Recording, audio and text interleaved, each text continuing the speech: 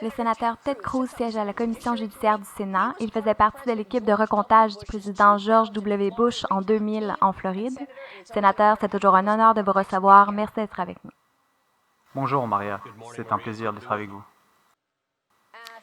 Une première analyse. Où en sommes-nous? Vous avez suivi ce week-end ce qui s'est passé en termes de président élu et de vice-président élu dans les médias. Quelle est selon vous la situation de cette course à la présidence?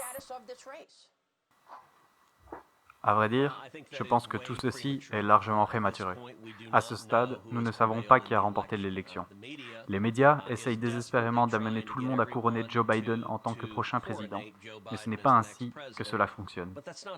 Ce ne sont pas les médias qui choisissent notre président, c'est le peuple américain qui élit notre président. Et à ce stade, nous avons de nombreux États qui sont contestés avec détermination et vigueur. De la Pennsylvanie à la Georgie, à l'Arizona, au Nouveau-Mexique, au Michigan, au Wisconsin. Dans chacun de ces États, il y a de sérieux litiges sur le total des votes et il existe un processus légal pour résoudre ces litiges. Donc à ce stade, nous devrions nous en remettre à l'état de droit. Nous devrions laisser le processus judiciaire avancer. Et une fois ce processus achevé, ce sera une question de plusieurs semaines. Nous saurons qui a remporté les élections.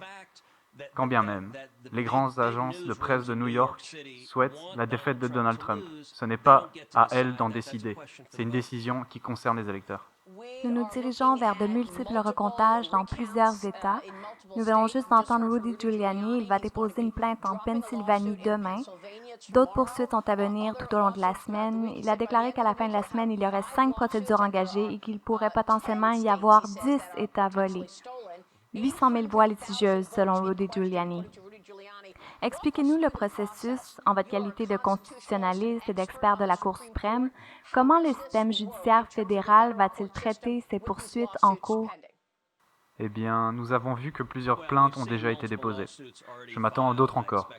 Probablement dans chacun des États que je mentionnais précédemment. Et peut-être même plus. Nous pourrions voir, pour certains États, des plaintes déposées à la fois devant la juridiction de l'État et devant la juridiction fédérale. Nous aurons des procès sur des sujets qui sont contestés. Et le but d'un procès est de se baser sur des preuves. Vous avez entendu de nombreuses allégations selon lesquelles des personnes décédées auraient voté. Nous avons entendu le rapport d'un comté du Michigan où le logiciel de comptage a transféré par erreur 6 000 votes à Joe Biden alors qu'ils étaient en faveur de Donald Trump. Dans ce cas précis, ils l'ont apparemment corrigé. Mais le même logiciel a été utilisé dans 47 comtés du Michigan. Cela mérite d'être examiné pour déterminer s'il n'y a pas eu de problème de comptage des voix. Et la voie juridique est le moyen de résoudre ces questions. Voyez-vous, du point de vue d'un Américain qui assiste à tout cela, l'une des choses les plus frustrantes est d'entendre toutes ces allégations à propos de ce qui est en train de se passer et de ne pas savoir quels sont les faits, de ne pas savoir quelle est la vérité.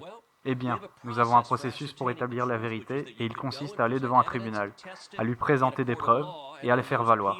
Ensuite, ces recours remonteront à la fois par la juridiction des États, par la juridiction fédérale et dans ce cas précis, ils pourraient très probablement remonter jusqu'à la Cour suprême des États-Unis. Vous avez cité l'affaire Bush contre Gore, à laquelle j'ai pris part. Je représentais alors le gouverneur George W. Bush. En l'espace de 36 jours, nous avons eu de multiples litiges dans tout l'État de Floride.